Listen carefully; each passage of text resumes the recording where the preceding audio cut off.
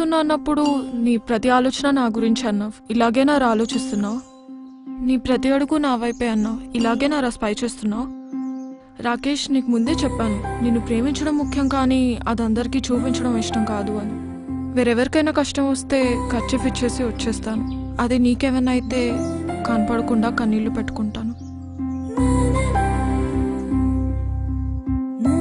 వాడెవడో costly gifts ఇచ్చాడని నువ్వు అంతకంటే కాస్ట్లీ గిఫ్ట్స్ ఇవ్వాలని నేను అనుకోవట్లేదు. కోట్లు సంపాదించి కార్లలో తిప్పాలని నేను నిన్ను ప్రేమించలేదు. కళ్ళలో పెట్టుకుని చూసుకుంటావని ప్రేమించాను రాకేష్. అయినా ఇద్దరు మనుషులు కలిసి ఉండాలంటే కావాల్సింది ఒకరి మీద ఒకరికి నమ్మకం రాకేష్.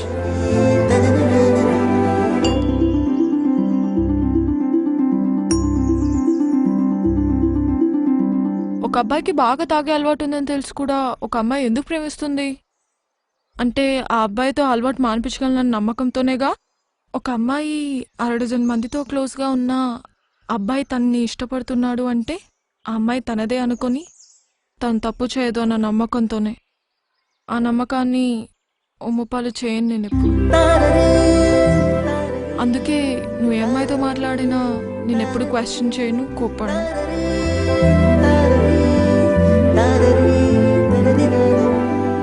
ఎందుకంటే ఒకరిని మనస్ఫూర్తిగా ఇష్టపడితే ఆ ఇష్టం జీవితాంతం ఉంటుంది.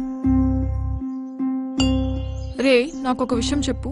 ఇప్పుడు మీ ఇంటికి చుట్టాలు వచ్చారని మీ అమ్మ వాళ్ళకి ఎక్కువ వడ్డిస్తే నీకంటే వాళ్ళు ఎక్కువనా? ఇక్కడ వీడు అంతే, వాడు నీకంటే ఎక్కువ ఎప్పటికీ కాలేడు.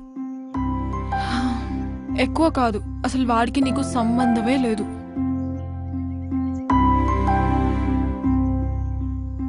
చూడ్రా, నువ్వు అడిగావని అలగను, ఆరాధిస్తున్నావని అరవను, ఆలోచిస్తాను. ఆవేశంలో అన్నావని అర్థం చేసుకుంటాను, ఆలోచించి రియలైజ్ అవుతావని ఆశిస్తాను.